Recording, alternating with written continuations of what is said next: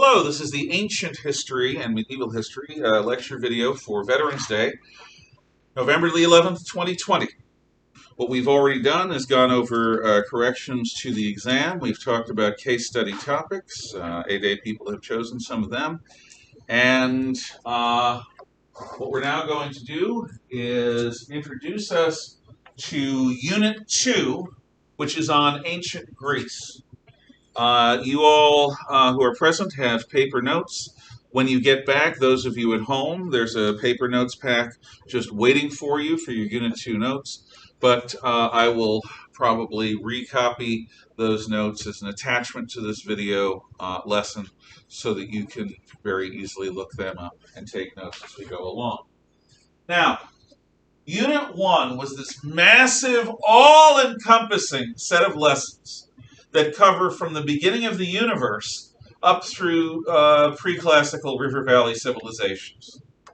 Massive amount of time covering things quickly and moving on. And we only really spent the better part of a week, maybe a week and a half, talking specifics about ancient civilizations, pre-classical river valley civilizations. Unit 2 is far more focused. Unit 2 has a much tighter narrative. Now, it still focuses on entire civilization, the Greek civilization of classical times.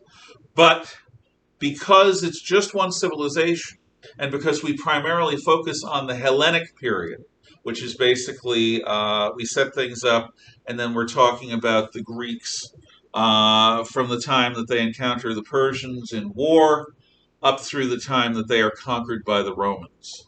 So that is a fairly tight story. That is fairly tight history.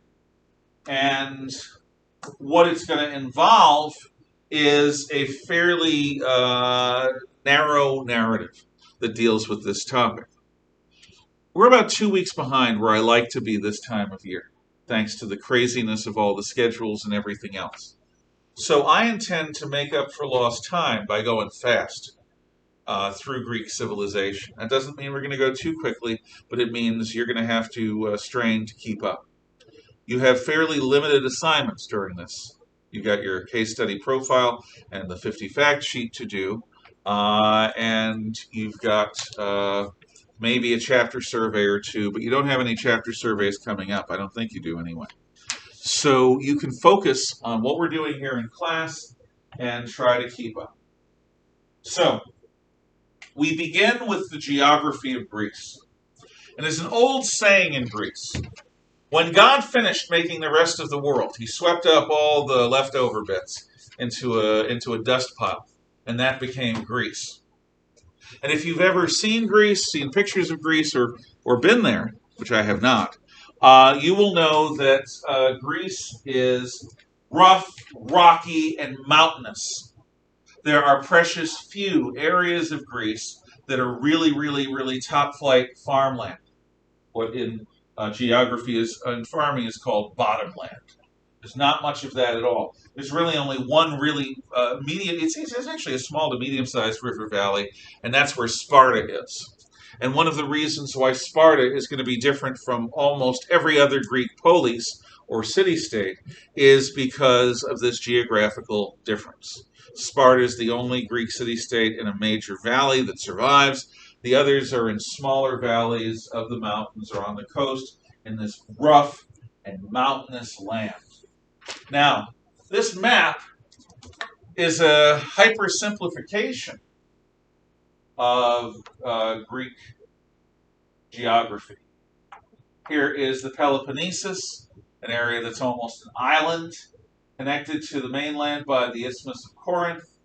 Over here is Attica, where Athens is. Mount Olympus is over here. The farther north you go, the farther away from Greece proper. Farther inland and north, you're into Macedonia, which is a land of mountainous, barbarous, or half-barbarous goat herds. That's what the Greeks will tell you. So the heart of Greece is this area, plus the island of Crete here. But very quickly, Greek civilization spreads around the Aegean Sea, which is the sea north of Crete, south of the Dardanelles, and includes what later is called Ionia, or Asia Minor. what is now the western coast of Turkey. So the heartland of Greek civilization is here. It eventually will spread out to include other areas. But when I'm talking about Greece in particular, I'm talking about the homeland here. A land of rough mountains and a very long and windy coast, which that is a gross oversimplification of. Now, there are effects to this kind of geography. Let's compare Egypt in general terms to Greece. Bless you. Tissues are over there if you need it. Egypt, and Mesopotamia too, is open, flat river valley. Egypt, in fact, is a river valley that snakes its way through a big, flat, open desert. As such, Egypt has the ability to be unified by whoever has the strongest army. Whoever has the strongest army in the river valley is going to become Pharaoh, or God King. So the standard, relatively stable population of ancient Egypt is about 4 million people, which is unusually dense for ancient times. But that's because the Egyptian farmland is so fertile because of the floods. So you got about 4 million Egyptians. And among those 4 million Egyptians, how many people have power to choose their fate and the fate of others? One! The Pharaoh, the God King, although people would argue he's a prisoner of the office. But even so, this is a person who is considered fully human. In fact, he's considered part God. But of all 4 million Egyptians, only one of them is what we would call an enfranchised human being. A person who can be said to own their own life, own their own self. You drop that off on my desk in the pile, and come back over. So, you have 1 in 4 million ratio. If you were doing the odds, think about how unlikely it would be that you would be born the Pharaoh. You've got to be born male. You've got to be born into the royal family. You've got to be born into the successor, as the successor into the royal family. Just drop that off on my desk on the pile there, and then your stuff is right here in the middle.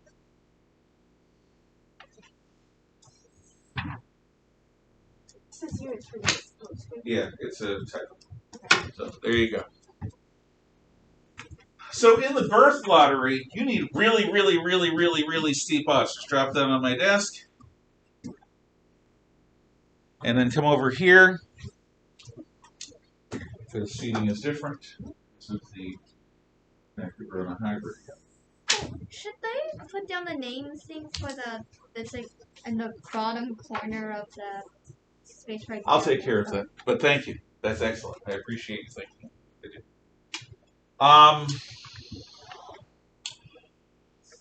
So the geography of Egypt lends itself towards a large government tyranny because the army can go anywhere.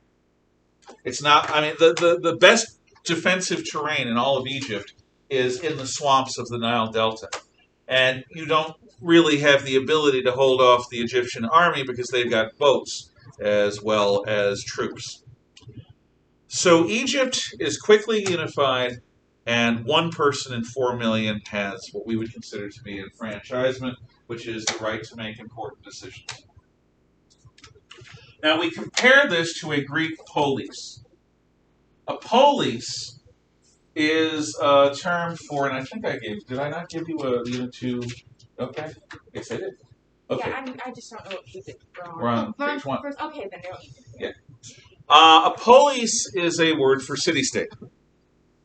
Like the word metropolis, it means city, or central city. Why am I having difficulty thinking of city names that end in polis? But the word polis means city. So Indianapolis. Indianapolis, thank you. The city of the Indians. Minneapolis? city of the wars. I don't know, Minneapolis, whatever it is. Actually, I'm sure it has to do with an Indian tribe. But yeah, polis means city, state. So in the birth lottery in a Greek city-state, you have much better odds of becoming somebody who's fully enfranchised. Because Greek city-states are considerably smaller than 4 million people. And they also have a wide variety of governments. The mountainous terrain of Greece, the rough, rocky, mountainous terrain, is something that lends itself to defense. Yes? I'm curious because when I came in, you were talking about how if you were born within ancient Egypt, and the chance of you being pharaoh was very slim because you had male, etc. What about the pharaohs that were female, such as Cleopatra? Cleopatra is post-Egyptian. She's in the Ptolemaic Greek Oh, period. yeah, right. And she's an exception. And there was, I think, Hatshepsut, and she was a sort of transvestite pharaoh. I know that wore a Hatshepsut beard. was also. Yeah, it's a rare thing, though. Basically, the female pharaohs have to masquerade because they're not supposed to, but they are, because life happens, and Egypt is a civilization that between Old, Middle, and New Kingdom is at least 2,000 years old, maybe 3, depending upon how you count it. So yeah, that's an exception. But in general terms, you got to be male, you got to be in the royal family, you got to be the right person in the royal family, yada yada yada, and that's not easy. So, an average Greek city-state is going to keep its population during this period, during the early part anyway of this period, to between 30 and 50,000. In other words, the size that Coeur d'Alene was 10 years ago, just the city. About 50,000 people. Now, how do you determine who has enfranchisement? Well, some of those valleys, between, I guess, 10 and 50,000 people, are monarchies. So you're going to have a 1 in 10,000 chance, or maybe a 1 in 50,000 chance of becoming the monarch. That's not much of a chance, but it's a hell of a lot better than 1 in 4 million chance. But let's say it's not a monarchy. Let's say that your particular polis is an oligarchy, which is the rule of a small group of people. Like most communist societies, except when they're under Stalin or Mao, end up becoming oligarchies. They're basically, you've got a committee of a dozen people or so that run everything, and they're the ones that make all the decisions. So, in a case like that, maybe you have a 1 in 10,000 chance if you have 50,000 people become one of the oligarchs. Then you've got Athens, which is a democracy in the classical period. Now, bunch of modern utopians say it wasn't really democracy because they didn't let the women vote. No, they did. And it wasn't a real democracy because they didn't let foreigners vote. Who the hell does? A country that allows people whose loyalties are to another land to vote, equal with citizens, is a country that's committing suicide. So, the Athenians do not allow foreigners to vote. They don't allow women to vote. Nobody does. Oh, and they don't allow slaves to vote. Why? Because slaves are property. You don't let a rake vote about what you're going to do with your yard. You use the rake to move the leaves. But if you're a freeborn man of Athens, I will call it, your ratio is closer to 1 to 20. Think about that. You've got a 1 in 20 chance of being born as somebody who has the ability to make real choices for their life and for the lives of people around them. That's an amazing thing. Compare 1 in 20, which is Athenian democracy. You've got one person in roughly 20 in the city of Athens who can vote. And that's actually a conservative estimate. Compare that to 1 in 10,000 for an oligarchy, 1 in 50,000 for a monarchy, or 1 in 4 million for the Egyptian monarchy. The chances for everyday people to make important decisions way up. And the reason all has to do with geography. When God was finished making the world, he swept up all the leftover bits into a big dust pile, and that was Greece. Yes? I was going to say, it was more like a democracy for the time of the time. Yeah. It had the same qualities as democracy. It's just that a democracy at the time because we just gradually decided want to end slavery to give women the right to vote, Yeah. blacks the right to vote, etc. Yeah. Well, look, think about how recent it was that we gave women the right to vote. It was 101 years ago. 101 years ago. That's not long in the time of history. And that's in probably the most liberal democracy in the world. We give women the right to vote just after World War I. The British do too, but our citizens have more powers than the British did 100 years ago. Giving slaves, nobody gives slaves the right to vote. And the only reason we don't have slaves anymore is not because we're somehow more enlightened, it's because we have factories. There is an absolute relationship between when people develop factories and when people give up peasants, serfs, and slaves. You don't need peasants, serfs, and slaves if you've got factories. The production is done by machines instead of by people. It also has to do with the emancipation of women. There is no question that women become free of the household to pursue whatever jobs they want in the 1960s, 70s, and 80s.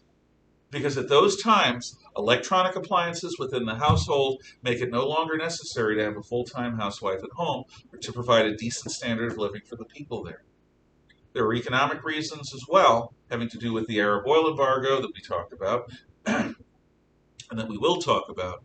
But people don't just decide to liberate whole populations. They decide to liberate whole populations when something has changed to allow that to be possible and to make it seem like it's beneficial. Also, the foreigner But we are not normal in our egalitarianism. We are very profoundly abnormal.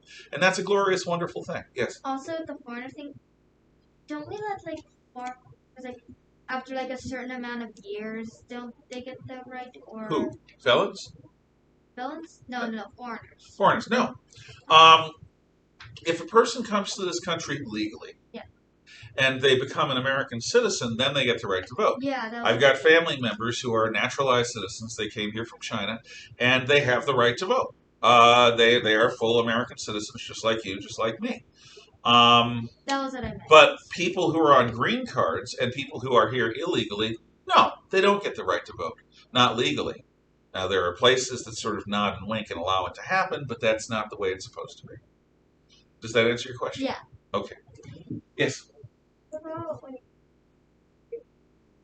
for like jail, maybe like a felon, do you get to vote? Most of the time, historically, we've not let felons vote. When you become a convicted felon, you lose the right to make decisions that affect other people. However, again, there are people since the 1960s who have argued, well, they paid their time, they paid their dues, they deserve a right. So some states, usually run by Democrats, have allowed felons to vote after they get out of prison. Today, some Democrats, I don't know of any Republicans, maybe some Libertarians, but definitely some Democrats are arguing that felons who are still in prison should have the right to vote. Because aren't they people too? You can have your thoughts about it. I certainly have mine. But traditionally, somebody who commits a felony loses their citizenship in that sense, in the sense of being a full participant in the voting process. I'm pretty sure that was a topic of conversation one time back in civics last year, but I remember I'm gonna go with the same answer I had before.